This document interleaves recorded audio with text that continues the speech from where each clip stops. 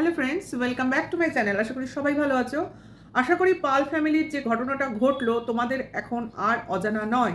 Already একটা দিন পেরিয়ে গেছে, তার আগের দিনের ঘটনা। যে কটা লাইভ আমরা দেখতে পেলাম, ভিডিও ওরা করার সময় বোধহয় কম পায়, ম্যাক্সিমাম টাইম ওরা লাইভে বসে পড়ে। তা লাইভ দেখে আমি যা বুঝলাম, এই ফ্যামিলিটার শান্তি, মানে ফ্যামিলিতে শান্তি পাওয়া বা এদের মানে কি বলবো, শান্ত রাখাটা খুব মুশকিল।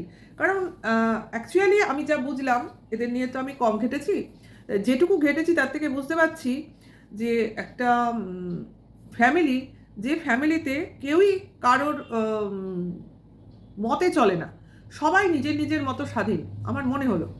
যেমন যে পিঙ্কির কথাই বলি, নাম নিয়েই বলছি। ওই মহিলাটাকে আমার পিঙ্কিকে, মহিলা বলবো না, পিঙ্কিকে আমার মনে হয় ওনাকে দেখলে আমার খুব মানে কষ্ট লাগে, অ্যাকচুয়ালি কষ্ট লাগে, আমি এটাই বলছি। কারণ উনি মেয়েকে অসম্ভব ভালোবাসেন, এটা আমি পরিষ্কার বুঝে গেছি। মেয়ে কি চাইছে, মেয়ে কি করবে, মেয়ে যখন যেটা বলবে উনি পাগলের মতো সেটা করার জন্য অস্থির হয়ে ওঠেন। এটা কিন্তু একদম সত্যি কথা। মানে মেয়ে ছাড়া পিঙ্কিকে ভাবা মুশকিল। মেয়ে এটা খেতে চাইলো, এক্ষুনি করে দিতে হবে, না থাকলেও কিনে এনে করে দিতে হবে। মেয়ে ওই ড্রেসটা চাইলো, এক্ষুনি কিনে দিতে হবে, এক্ষুনি চলো যেভাবে আছি সেভাবে গিয়ে মার্কেটে গিয়ে কিনে আনলাম। তারপরে মেয়ে ভিডিও করছে, আমি ভিডিও ধরছি, মানে আমার কাজ বাদ দিয়ে মেয়ে যেগুলো বলবে আগেই মেয়ে, মানে আমার প্রায়োরিটি হচ্ছে মেয়ে, আমার জীবনটাই হচ্ছে মেয়ে। এটা হলো পিঙ্কি পাল। আমি যা সারবোজ বুঝেছি, ওনাকে আমি দোষ দিতেই পারি না। উনি কিভাবে স্থির থাকবেন? ওনার তো মাথা ঠিক রাখাই মুশকিল। ওনার তো সবসময় আমার যা মনে হয় একটা ফোবিয়া কাজ করে। এই বুঝি মেয়েটা কিছু করে বসলো, আগেও করেছে, এটা তো আমরা দেখেইছি।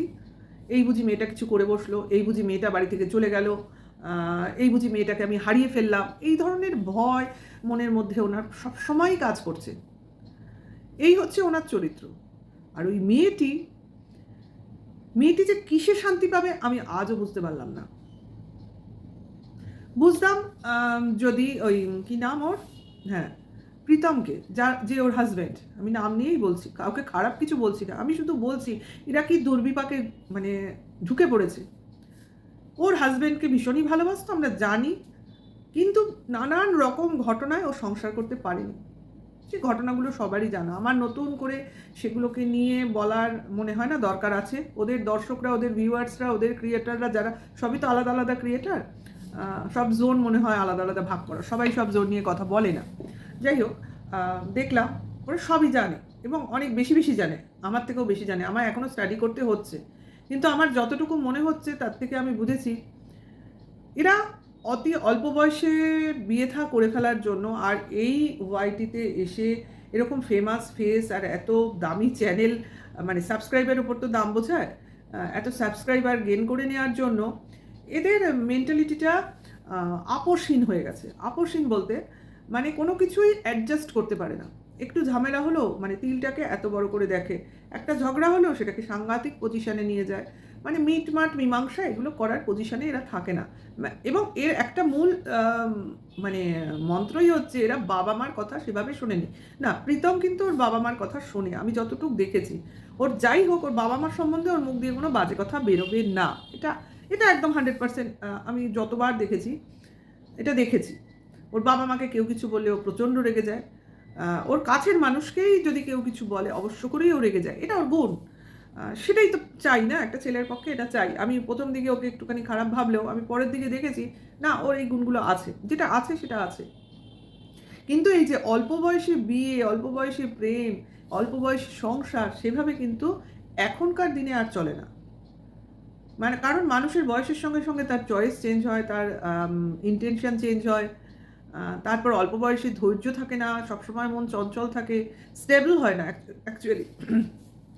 এইসবের জন্যই এত অল্প বয়সে বিয়েটা করাই এদের ভুল হয়ে গেছে।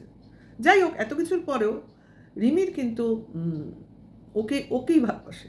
রিমির কিন্তু ওই একমাত্র ভালোবাসে, এটা কিন্তু আমরা জেনে বুঝে গেছি। সে ওর সঙ্গে ও বিবাহিত অবস্থায় একসাথে থাকুক বা সেপারেশনে থাকুক বা ডিভোর্স হয়ে যাক, ও কিন্তু ওকেই ভালোবাসে। অন্য কোনো পুরুষ আসলেও ও একে ভুলতে পারবে না, এটা একদম নিশ্চিত। যদি এরা দুইজনে মিলে চায় তবেই সংসার করা উচিত, কিন্তু একজন চাইছে আরেকজন চাইছে না, সেক্ষেত্রে সংসার করাটা আমার মনে হয় না ভালো হবে। সেক্ষেত্রে দূরে থাকাই ভালো, সেপারেশনে থাকাই ভালো, চাইলে দুজনে ডিভোর্স নিয়ে নেওয়াই ভালো। অন্তত ওই কাদা ছোড়াছুড়িটা তো হবে না যেগুলো চলছে। আর এখন তো এক্স ওয়ার্কার এক তপন পালের কথা চলে আসছে।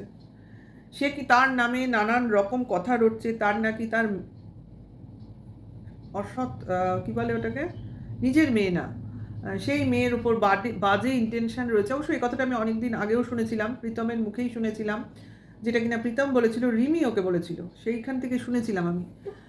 আজকে আবার সেই কথাটা শুনছি অন্যান্য কন্ট্রোভার্সি ক্রিয়েটারদের মুখ থেকে। কালকে রিমিকেও বলতে শুনলাম এই লোকটা আমার জীবনটা নষ্ট করে দিচ্ছে। কন্ট্রোভার্সি করছে আর নিজের লাইফটাকে সোশ্যাল মিডিয়ার সামনে এরা লাইভের মাধ্যমে এসে সমস্ত কিছু শেয়ার করছে, সমস্ত, একটা কান্না বলো, খাওয়া বলো, হাসি বলো, নাচ বলো, সমস্ত কিছু শেয়ার করছে। সেখানে কন্ট্রোভার্সি হবে না? এরা তো কন্ট্রোভার্সিয়াল ক্যারেক্টার, আমি তো বলবো এই ক্যারেক্টারগুলো কন্ট্রোভার্সির জন্যই তৈরি, এবং এরা কন্ট্রোভার্সি কোনোদিনই ছেড়ে থাকতে পারবে না। আমার যা মনে হয়েছে, দেখো আমি কিন্তু আমার অভিজ্ঞতা দিয়ে বলছি, কারণ এরা কন্ট্রোভার্সির বাইরে থাকতে পারবে না। বাবলিদি যাই চাক, এই যে উনি চাইছিলেন যে যে কন্ট্রোভার্সিটা হচ্ছে হয়তো বা ওদের সেপারেশন হয়ে গেলে প্রীতম রিমির, তাহলে আর কন্ট্রোভার্সি হবে না। বাবলিদির বুঝতে একটু ভুল হয়েছে, কারণ এরা কন্ট্রোভার্সি ছাড়তে পারবে না, কারণ এদের সমস্যাটা অন্য জায়গায়। এদের সমস্যাটা হচ্ছে এরা কেউই কোনো কিছুতেই শান্তি পায় না। ছোট ছোট ঘটনা, ছোট ছোট ইনসিডেন্ট, ছোট ছোট ঘোরা বেড়ানো, ছোট ছোট খাওয়া দাওয়ার মধ্যে নিজেদের ভুলিয়ে রাখে, এনগেজ করে রাখে। এদের মনে শান্তি নেই। সে তার জন্য দায়ী হচ্ছে এই অল্প বয়সে এত এত টাকা হাতে পেয়ে যাওয়া, আর এই একটা কি বলবো, মানে ইউটিউবের মতো লাইফ। এই লাইফটাই হয়েছে কাল।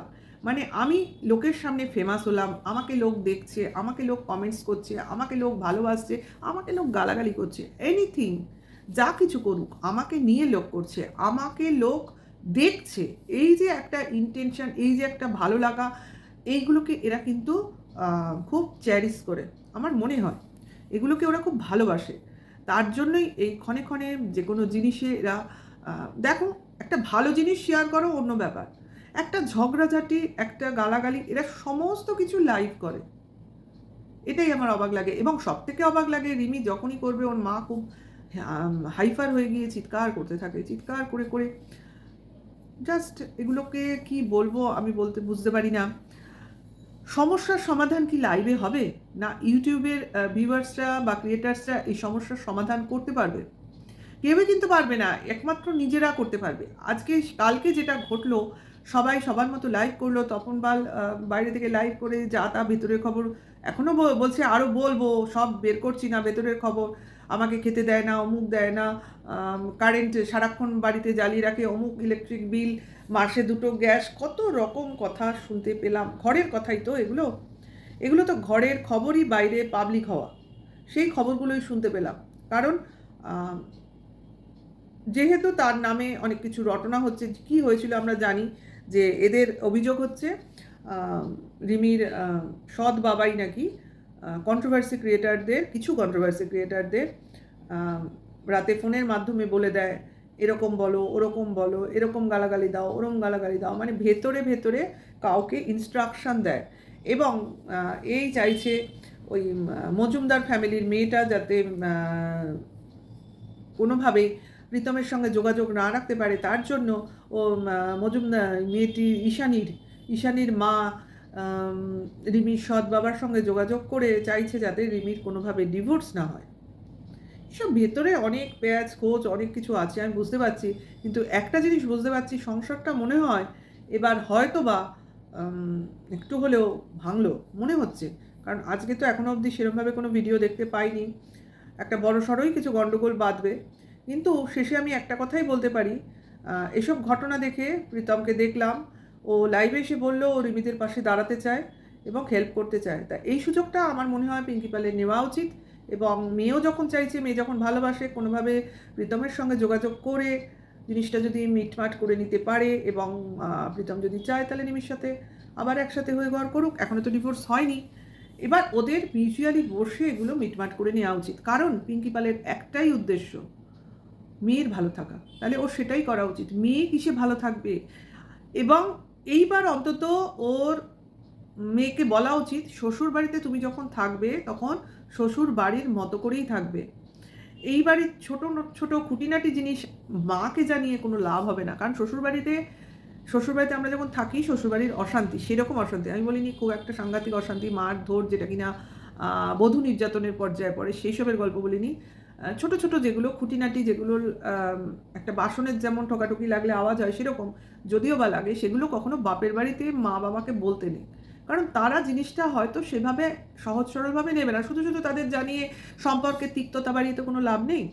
নিজেকে যতটা সম্ভব মানিয়ে গুছিয়ে শ্বশুরবাড়িতে নিতেই হয়। কারণ সব মেয়েকেই মনে রাখতে হবে, শ্বশুর বাড়িটা কখনোই বাপের বাড়ি হবে না। নিজেকে প্রথম দিকে কিছুটা স্ট্রাগল করতেই হবে। তারপর একটা বয়স হয়ে গেলে, কয়েক বছর চলে যাওয়ার পর ফ্যামিলির সঙ্গে থাকতে থাকতে হ্যাবিচুয়েট হয়ে যায়। তখন গিয়ে একটু স্টেবল হয়, সম্পর্কটা ঠিক থাকে। আর সবথেকে বড় কথা, স্বামী স্ত্রীর মধ্যে বিশ্বাস রাখা, দুজনে অ্যাডজাস্টমেন্টে চলা। এই কিছু হলো, তিল থেকে পান থেকে চুন খসলো, আমি একে গালাগালি করলাম, ওকে গালাগালি করলাম, মারধর করলাম, এটা কিন্তু সংসার নয়। এই বুঝে সংসার জীবনে ঢোকো এবং শান্তিতে সংসার করো। এটাও আমি লাস্টে বলবো, যদি রিমি প্রীতমকে ছাড়া না থাকতে পারে, অবশ্যই ওদের দুজনের কনসেন্টে। ওকে, যাই করো নিজেরা বসে করো, কোনো সমাজসেবিকা বা কোনো কন্ট্রোভার্সি ক্রিয়েটারকে এর মধ্যে ঢুকিও না। নিজেদের বুদ্ধি থাকলে সেগুলোকে নিজের মতো করো। আর এইভাবে লাইভে এসে সব জিনিস পাবলিসিটি না করলেই বরং ভালো হবে। কি হবে, দুটো পয়সা কম হবে, ভিউয়ার্সরা একটু কম দেখবে, তাতে অসুবিধা কী আছে? এখনো বয়স কম, দীর্ঘদিন খাটতে পারবে, অনেক কিছু করার তোমাদের ক্ষমতা আছে, তোমাদের মধ্যে ট্যালেন্ট আছে, বোঝাই যায়। তোমাদের নানান রকম ড্রামা আমি দেখি, মানে পজিটিভ ড্রামা, আমি কোনো নেগেটিভ বলছি না, মানে যেগুলো ছোটো ছোটো ফিল্ম করো, ভালোই তো করো, তো সেগুলো নিয়ে বিজি থাকো। ওইসব কন্ট্রোভার্সি কী দরকার? দেখো না, কন্ট্রোভার্সি ছাড়া যদি থাকা যায়, তাহলে এই কন্ট্রোভার্সি ক্রিয়েটারগুলোই একসময় হয়তো নিয়ে একসময় ভালো কথা বলবে। তাহলে ভালো লাগলে আমার ভিডিওটা লাইক, কমেন্টস আর শেয়ার করো। আর অপেক্ষা করো নেক্সট ভিডিওর জন্য। এখনকার জন্য টাটা, বাই।